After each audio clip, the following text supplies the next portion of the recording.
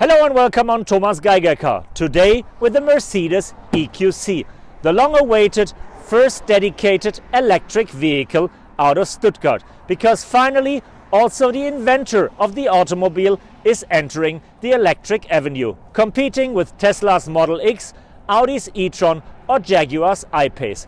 If you want to know what to expect from that vehicle that is due to the European markets and the American markets towards the end of the year, join me on my first test drive and I'll tell you more about it, here on Thomas Geiger Cars.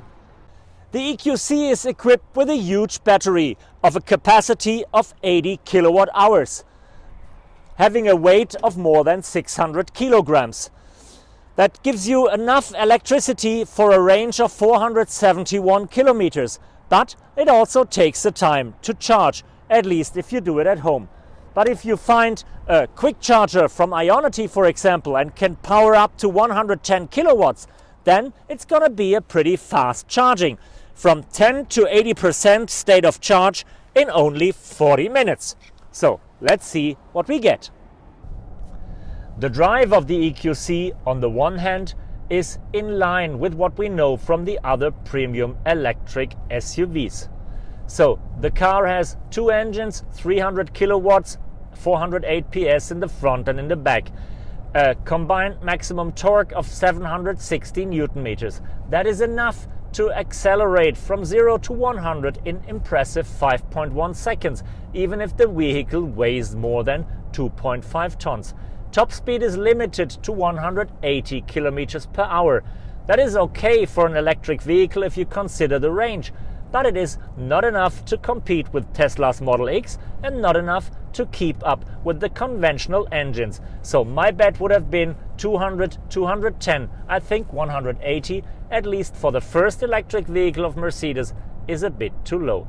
But as I said, this is only the one side of the picture.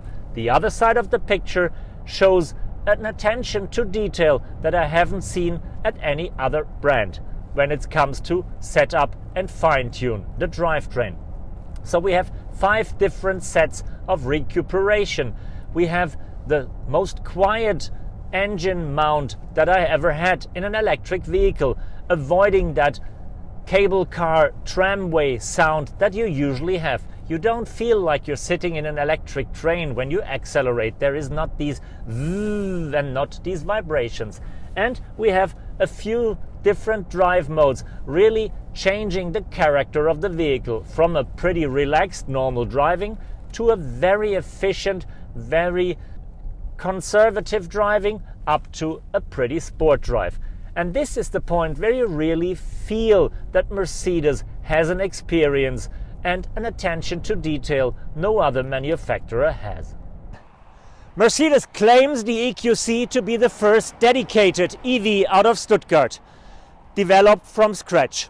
That's a lie. It is based on the GLC and it's pretty obvious, even if the designers try to give it a different look.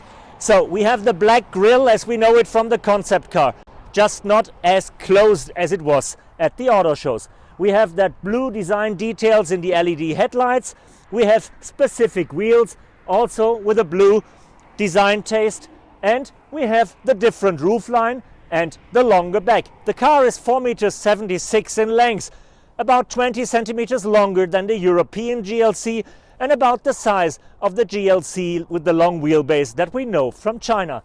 And the back has a kind of coupe style, making the car, at least from the back, looking really different than this conventional GLC. But there are some details I really don't like, and they show that Mercedes has compromised on the design, since they somehow have to integrate the battery pack in the bottom, and still to keep that low profile, they've done a quite smart trick. They lowered the outside door panel, but they raised the inside door panel. Problem is, you see this big black stripe here, and that's definitely not the Mercedes way of dealing with problems like that. The interior of the EQC looks pretty familiar, same as the exterior, because it is a carryover from the GLC. So we have basically the same layout in the cockpit, just with some different color and trim materials. For example, the copper details that are signature details for the EQ brand and standing for electric design. And we have the most advanced version of the MBUX infotainment system with gesture control, speech recognition, online functions and all the stuff. That is the good side of the carryover. The bad side is that Mercedes didn't take full advantage of the electric architecture. For example, this big center tunnel that usually houses the gearbox is empty, but it is still there and you can't use the space for anything else. Or on the back seat we also have the tunnel that is usually used for the drivetrain. Now it is also empty or just filled with some cables, but the floor is not even and you can't move from left to right without crawling over that tunnel. Not the perfect way, sorry. The rear seat of the EQC is surprisingly comfortable. You have enough legroom to stand a longer drive even as an adult. But again, we have that problem with the design. Since the car has been raised for the big battery but shouldn't get too high, the windows became very narrow. And since the glass roof is only over the front row, it is very dark. So you feel like in a cave at the back seat, like in a coupe, for example. Not really what I would expect in an electric family cruiser. Thanks for joining me on that first review with the new Mercedes EQC.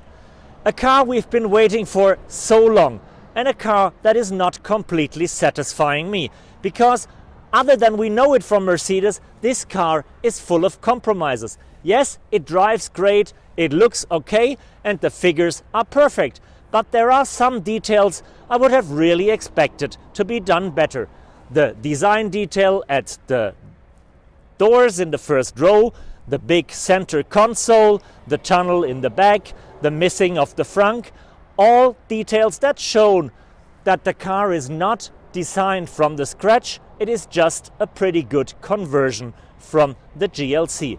But there are better times to come. This is only the first of a fleet of electric vehicles, and we're gonna have an EQV to the beginning of next year. We're gonna have EQA and EQB based on the compact cars in 2021, and we're gonna have the EQS in 2022. And this is gonna be the first car that is really built up from scratch, and a car that then can show that the future of Mercedes is bright and electric as well. So stay tuned, be patient. Thank you, Shishye, Saitian, and bye-bye.